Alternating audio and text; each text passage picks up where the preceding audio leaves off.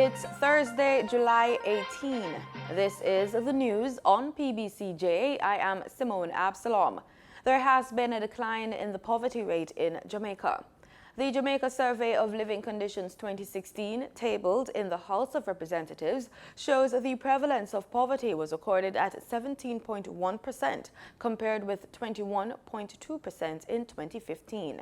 It was the second decline since 2007.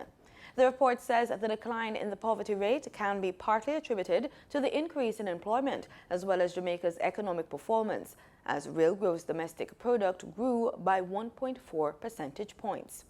In addition, the revised personal income threshold introduced in April 2016 led to increased levels of disposable income, which allowed for greater purchasing capacity.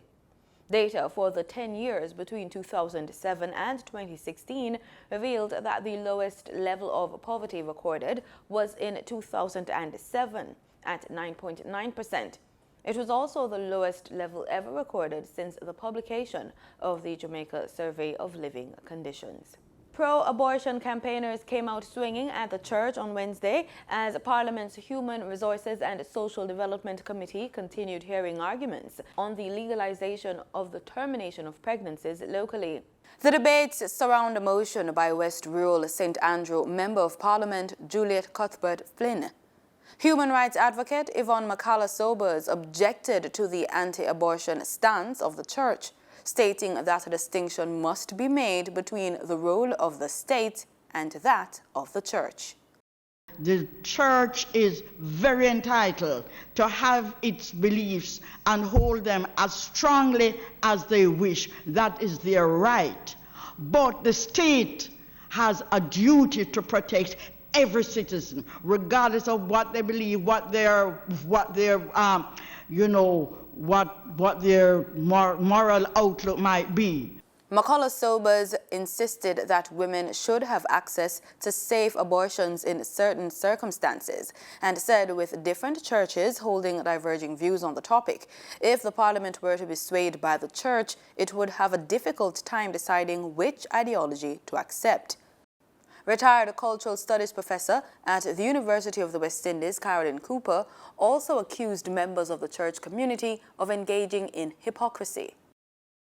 Even though people are in the church and they might espouse certain positions, when push comes to shove, literally, and the result is that they get pregnant, many of those same church people have abortions. So we need to recognize that the rhetoric is different from the reality. The professor also took the time to explain what the century-old law says, equating it to remnants of slavery. In plain English, if a pregnant woman tries to abort the fetus in her own body, she is guilty of a felony, and if convicted, is liable to be imprisoned for life. If anyone attempts to help her with the abortion, that person is also guilty of a felony and is liable to be similarly sentenced. Even a medical doctor, whoever supplies any noxious thing, and even the bearer of the thing to facilitate the abortion are liable to be imprisoned. In the case of Jamaica, the black woman's womb was fully freed in 1838 in theory.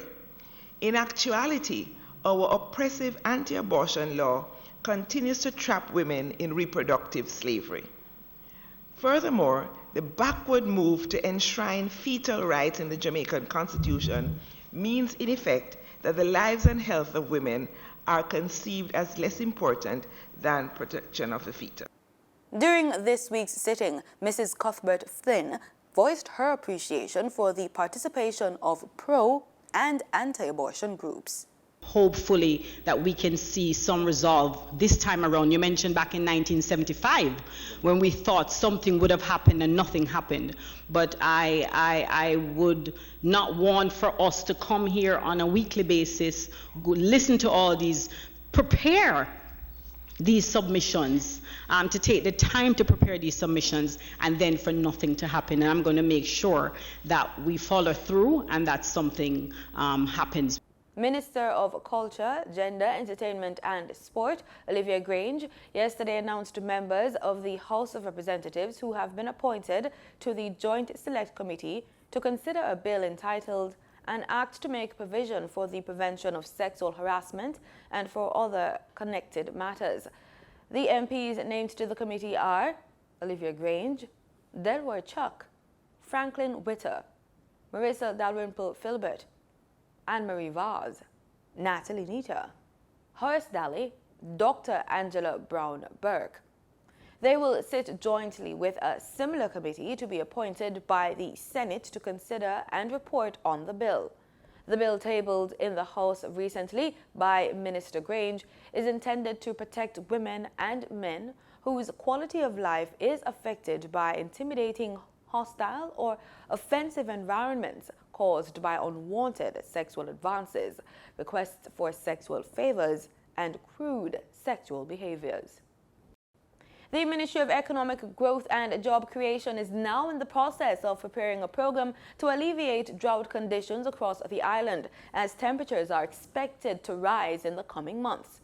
The program is to be presented to Cabinet shortly.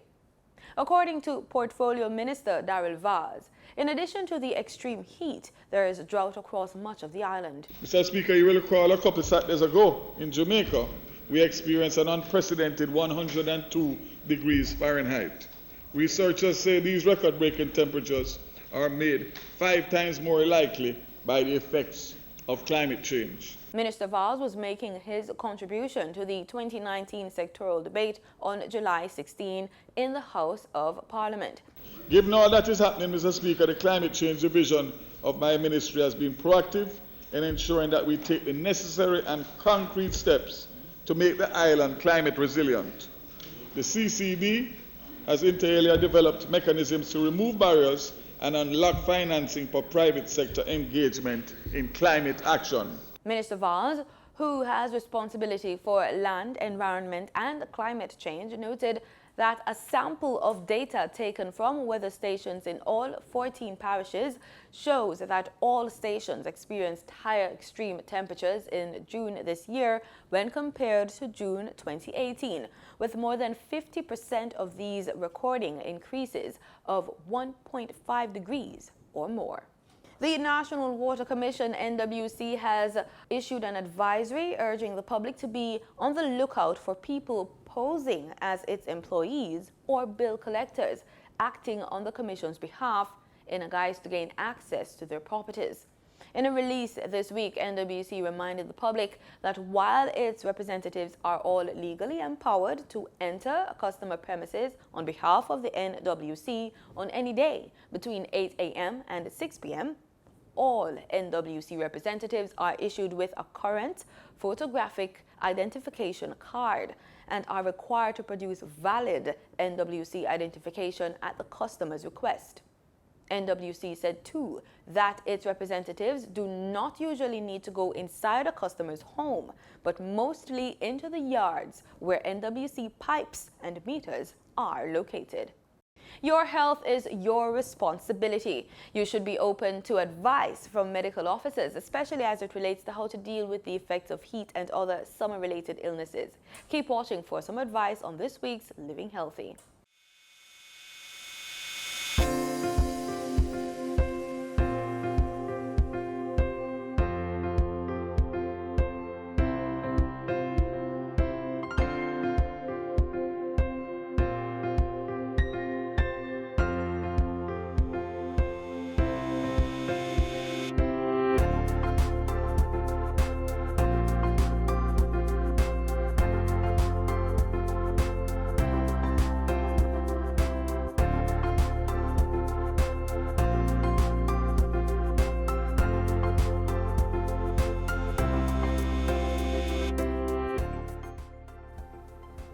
Jamaica, like other countries in the Caribbean, has a heat season, which is typically between May and October each year.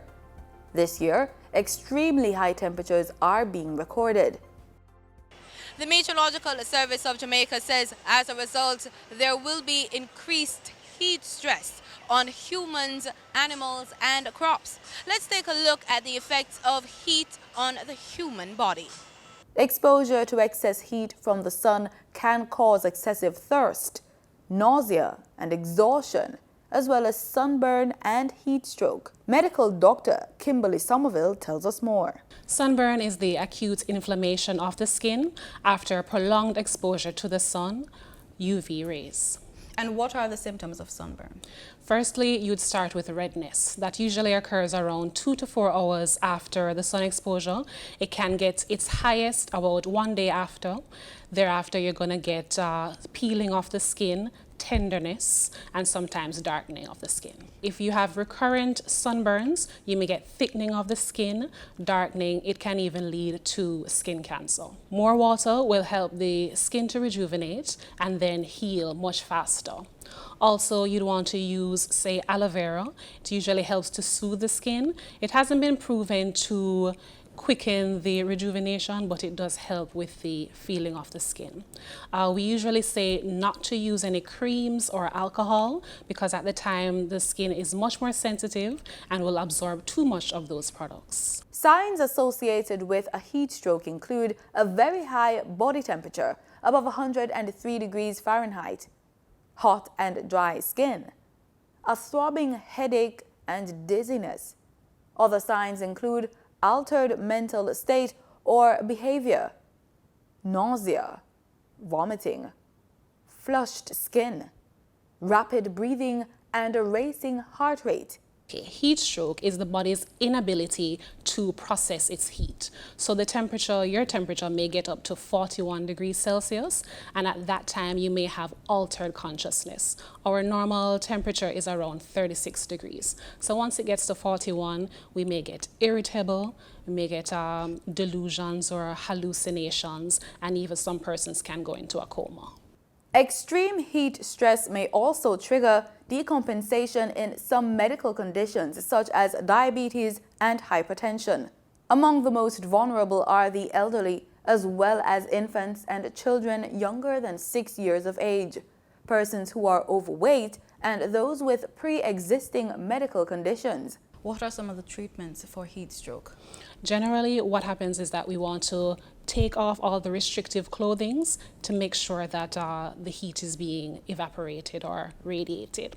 Then you would use cool water on the skin, as well as a powerful fan and ice packs. Generally, we can put the ice packs on the neck, the armpits, or in the groin area where the heat is mostly dissipated. The Ministry of Health and Wellness says in order to prevent illnesses associated with the heat, members of the public are encouraged to hydrate with cool water, especially when it's hot and humid. Drink more fluids. Limit or avoid sugar-sweetened drinks and beverages that contain alcohol. Drink more water than normal before, during, and after vigorous activities, at least 15 minutes before, and take fluid breaks at least every 15 minutes. Exercise indoors where possible. Drink more water than normal if one is exposed to heat for long periods, greater than 2 hours. Avoid the sun during the middle of the day, such as by limiting as much as possible outdoor activities to mornings and evenings. Wear lightweight, light-colored, loose-fitting clothes made of breathable fabrics. The public is also advised to avoid crowded locations and ensure that their homes are well ventilated. Do remember, stay hydrated this summer. I'm Simone Absalom reporting for PBCJ News.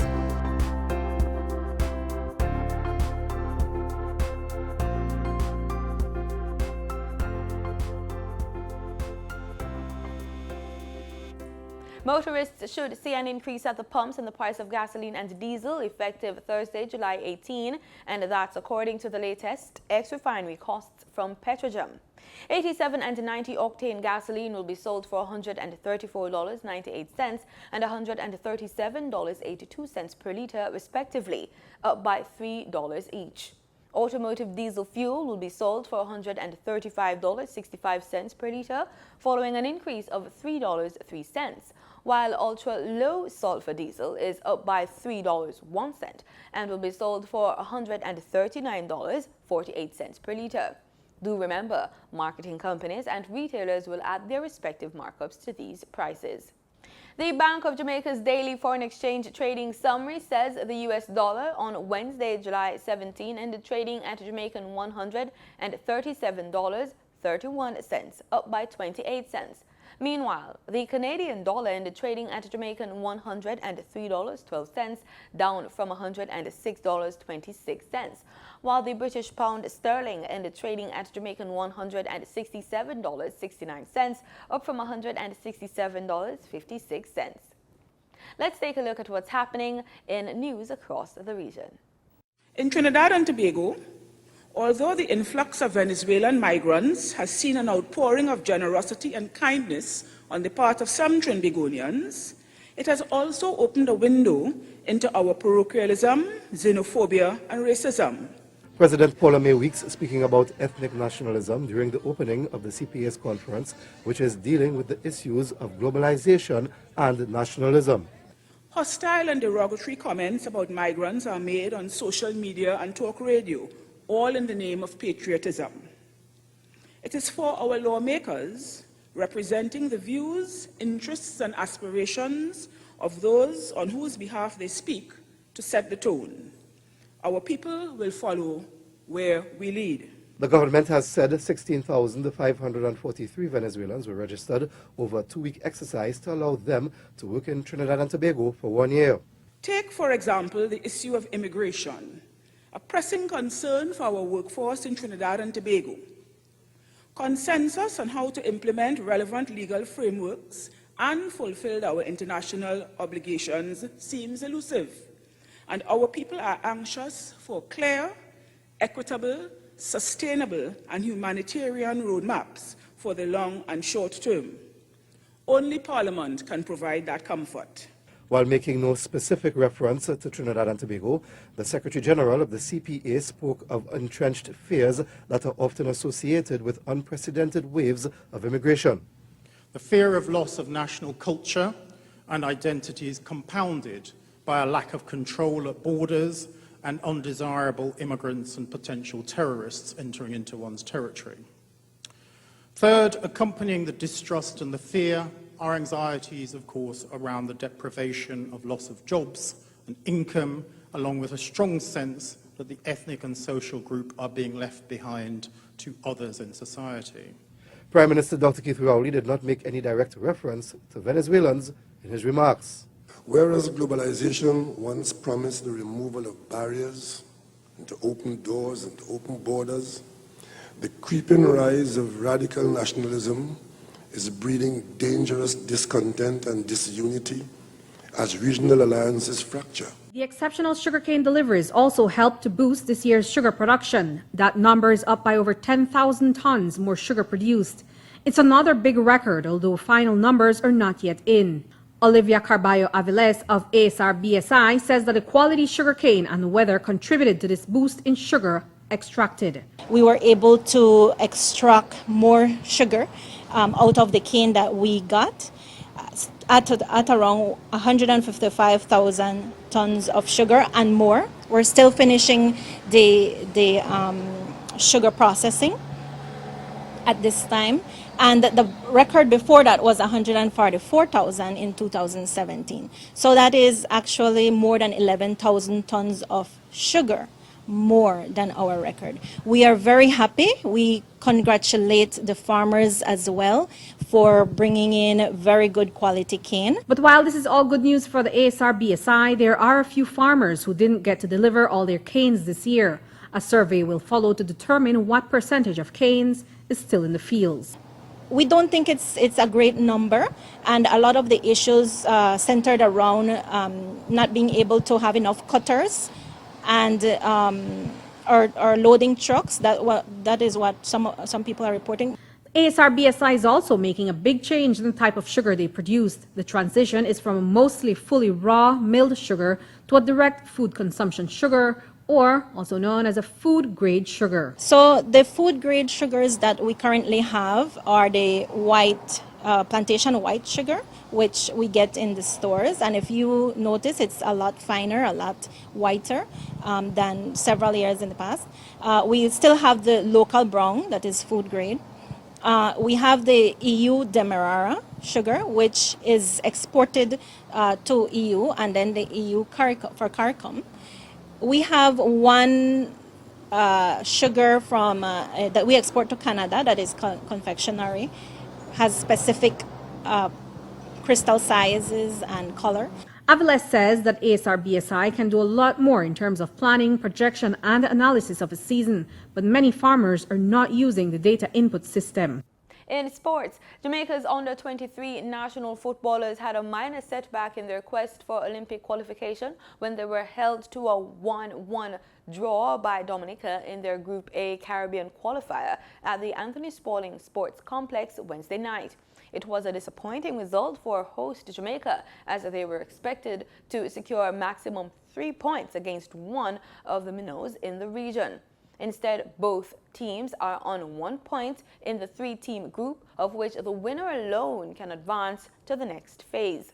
Dominica will play St. Kitts and Nevis on Friday at 4 p.m. before Jamaica plays St. Kitts on Sunday.